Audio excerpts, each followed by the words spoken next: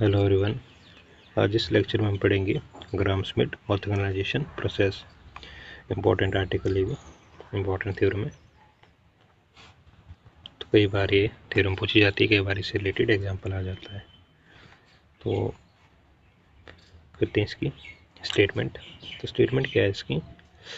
For any given linearly independent set, bracket के अंदर है beta 1, beta 2 up to beta k of an inner product space V, we can find a subset alpha 1, alpha 2 up to alpha k of V which is orthogonal। तो ये तो होगी इसकी statement. तो अब करते हैं इसका प्रूफ।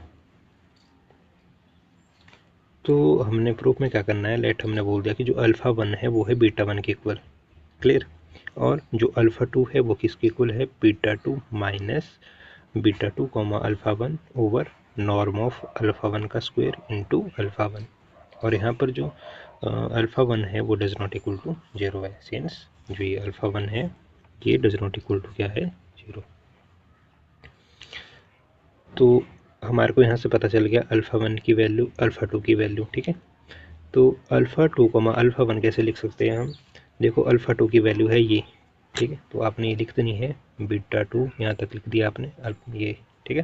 अल्फा 2 की वैल्यू, अब जो अल्फा 1 की वैल्यू हो वो है बीटा 1, तो कॉमा लगा दिया, कॉमा की जगह कॉमा हो गया इधर, और अल्फा 1 की जगह आपके पास आ जाएगा बीटा 1। और इसको आप सिंपली लिख सकते हो अल्फा 1 इधर, क्योंकि जो हमारा अल्फा 1 है this is equal to beta 1, it means कि जो बीटा 1 है this is equal to alpha 1, तो हमने वो इधर लिख दिया सिंपली, क्लियर। अब आ जाओ नेक्स्ट स्टेप में।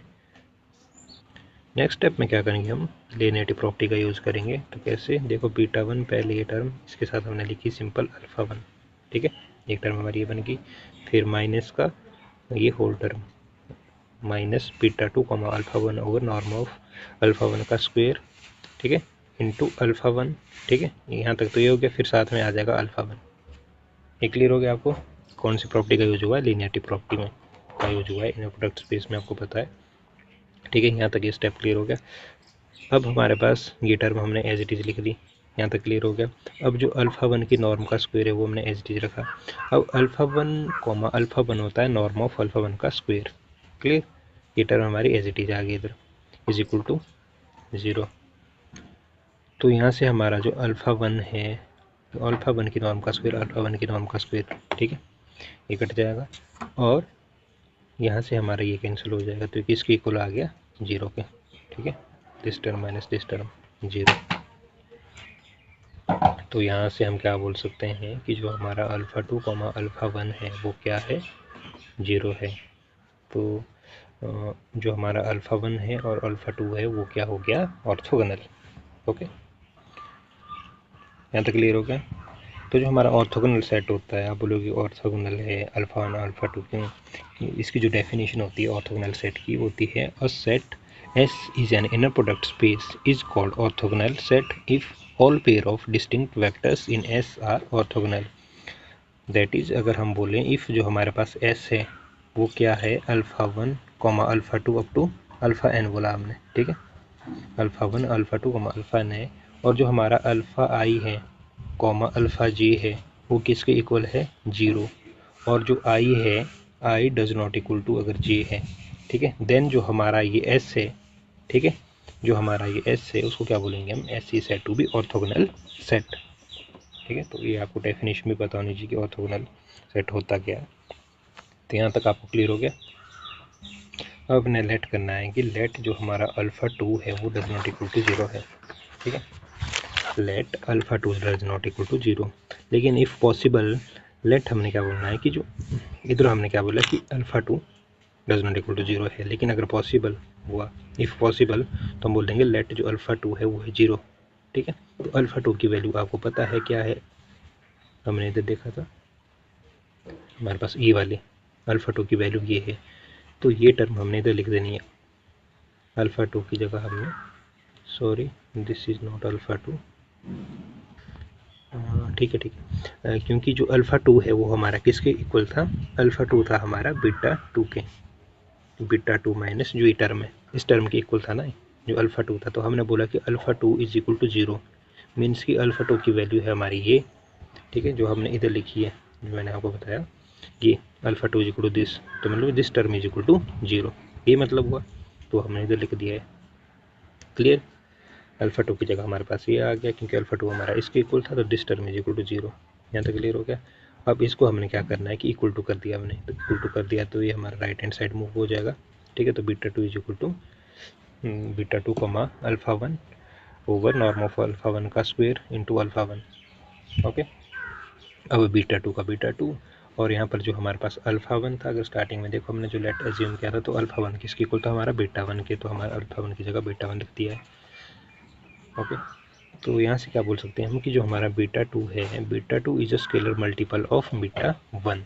जो बीटा टू है वो किसका स्केलर मल्टीपल है? बीटा वन के। तो जो बीटा वन है और बीटा टू है आर लीनियरली डिपेंडेंट। क्या है? Linearly dependent, which is contradiction to hypothesis. तो हाइपोथेसिस में क्या बोल रहा है हमारे को कि for any given linearly independent set beta one, beta two, beta के, ठीक है। लेकिन इधर क्या आ रहा है हमारे पास, जो बीटा वन बीटा टू है वो क्या आ रहा है? लीनियरली डिपेंडेंट आ रहा है, विच इज, तो कंट्राडिक्शन है टू गिवन हाइपोथेसिस।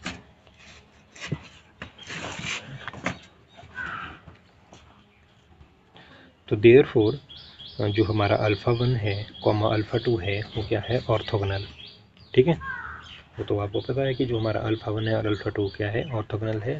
तो then this set is linearly independent. ये तो स्पेलिंग मिस्टेक है, इंडिपेंडेंट की स्पेलिंग होती है INDEPENDENT, ये देख लेना आपने, ठीक है। लीनियरली इंडिपेंडेंट, ये थोड़ी मिस्टेक हुई है। As we know that orthogonal set of non zero vector is linearly independent, ठीक है, ये आपको पता है।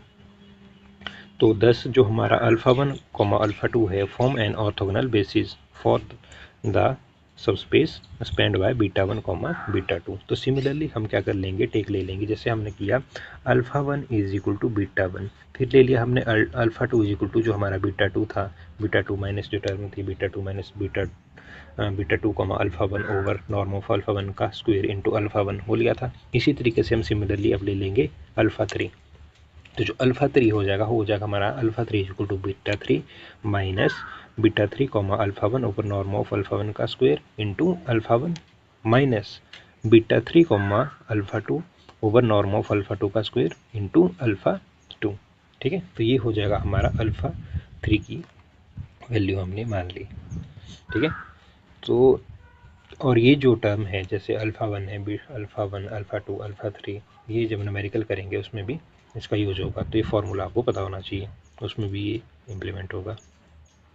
तो यहाँ से क्या बोल देंगे हम, जो हमारा alpha three comma alpha one वो है 0। अगर इसको सॉल्व करोगे तो हमारे पास ये आ जाएगा 0 यूजिंग, क्योंकि अगर आप देखो हमने जब ये सॉल्व किया तो हमारा alpha two comma alpha one क्या आया था? 0। अगर आप यहाँ देखो ये जो alpha two comma alpha one है हमारा 0 आया था, ठीक है, क्योंकि जब हमने इसको सॉल्व किया तो हमारे पास यही आया था। तो इसी बेस पे हमने ये किया। तो जो हमारा अल्फ़ा थ्री का अगर इसको सॉल्व करेंगे तो हमारे पास ये आ जाएगा alpha three comma alpha one is equal to 0 using, हमने ये किया, ठीक है। एंड हमारा जो alpha three comma alpha two है वो भी हमारे पास क्या आ जाएगा? 0 आ जाएगा using alpha one comma alpha two is equal to 0, ठीक है। यहाँ तक क्लियर हो गया। तो देयरफॉर जो हमारा अल्फ़ा वन है, अल्फ़ा टू है, अल्फ़ा थ्री है इज एन ऑर्थोगोनल सेट है। एंड जो हमारा अल्फ़ा थ्री है वो डज नॉट इक्वल टू क्या है? 0, बिकॉज जो हमारा अगर अल्फ़ा थ्री 0 है, if alpha three 0 then beta three become a linear combination of beta one and beta two. कहने का मतलब ये कि अगर हमारा अल्फ़ा वन, देयरफॉर जो हमारा alpha one, alpha two, alpha three है वो तो क्या है? Is an orthogonal set. And जो हमारा अल्फ़ा थ्री क्या है? वो डज नॉट इक्वल टू 0 है। क्यों? क्योंकि अगर हमारा अल्फ़ा थ्री 0 है, इफ़ अल्फ़ा थ्री 0 देन जो हमारा बीटा थ्री है वो क्या बन जाएगा? बीटा थ्री बिकम और linear combination of beta one and beta two.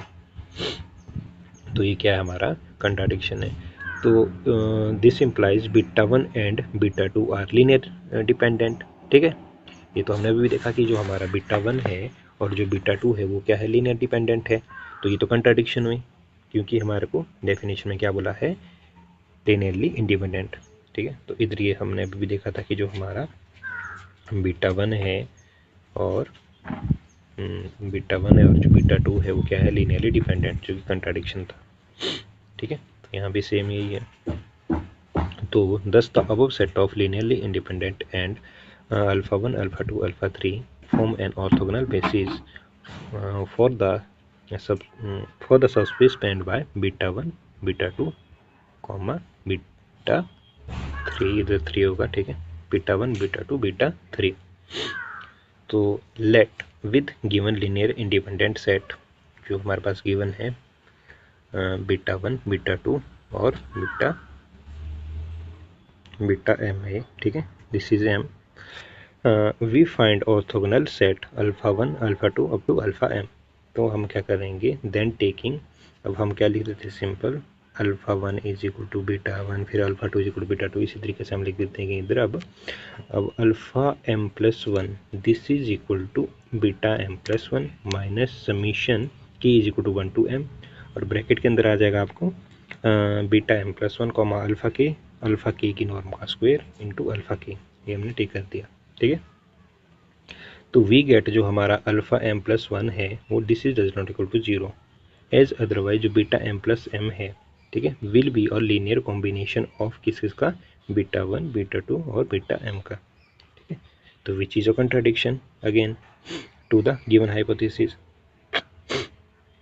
तो ऑल्सो फॉर जो हमारा i है, जो g है, वो किसके बीच है, 1 और m, मतलब 1 is less than equal to g less than equal to m, belong कर रहा है g 1 और m के बीच। तो वी है, अब हमने क्या करना है, इस स्टेप में, यहाँ जो स्टेप हमने लिखा इस स्टेप को ही हमने देखना है जो हमने इधर लिखा था। अब ये जो स्टेप आएगा, देखो हमारा alpha m plus m as it is आया और बीटा m प्लस 1 भी एज इट इज आया, और ये हमारी होल टर्म सब सेम है। इसमें अगर आप देखो तो अल्फा जी ऐड हुआ है ओनली, कॉमा इधर जैसे हमने इधर आ जाएगा हमारा अल्फा जी, इधर भी कॉमा करके अल्फा जी आ जाएगा, और इधर भी हमारे पास एक स्टेप में अल्फा जी आ जाएगा, बस ये हुआ है। ये इसी स्टेप को अगर आप देखो तो बस आपने इस स्टेप में क्या करना है, ये ऐड कर देना अल्फा जी अल्फा जी अल्फा जी। ठीक है, इस स्टेप में ये हुआ है बस, बाकी कुछ नहीं। तो यहाँ तक क्लियर हो गया। फिर इसके बाद हम अगर फर्दर सॉल्व करें इसको, तो ये टर्म हमने एज इट इज रखी इधर, और ये अगर इसको सॉल्व करेंगे हम तो हमारे पास आ जाएगा, देखो इधर अल्फ़ा के है, इधर भी अल्फ़ा के है, अगर इसको लिख दें अल्फ़ा के कॉमा अल्फ़ा के, ठीक है, तो ये बन जाएगा हमारा अल्फ़ा के की नॉर्म का स्क्वायर। तो ये हमारा कैंसिल हो जाएगा, फिर हमारे पास क्या बच जाएगा, अल्फ़ा जी ऊपर बच जाएगा न्यूमिनेटर में, और बीटा m प्लस 1 बच जाएगा, तो वही हमने लिख दिया है। क्लियर, और दिस इज इक्वल टू 0 आप लिख सकते हो आगे on summing with respect to k. तो देयरफॉर जो हमारा अल्फ़ा 1 है, अल्फ़ा 2 है, up to alpha m plus 1 है, वो कैसा है, ऑर्थोगोनल सेट है।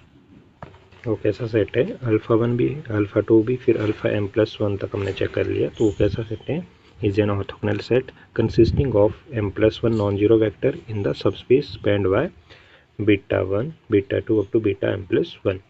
क्लियर, तो हेंस बाय इंडक्शन जो हमारा अल्फ़ा 1 है, अल्फ़ा 2 है, अप टू अल्फ़ा के है, वो क्या है, ऑर्थोगोनल सबसेट है of V corresponding to the given linearly independent subset beta 1, beta 2 up to beta k of V। तो ये था आर्टिकल, इम्पोर्टेंट है, अगर हम एग्जामिनेशन पॉइंट ऑफ व्यू से देखें तो पूछा जाता है। तो अगर ये क्वेश्चन आपको नहीं आता है तो इसका जो न्यूमेरिकल है एग्जाम्पल इसका आ सकता है, तो उसके लिए आपको फॉर्मूला पता होना चाहिए। क्लियर।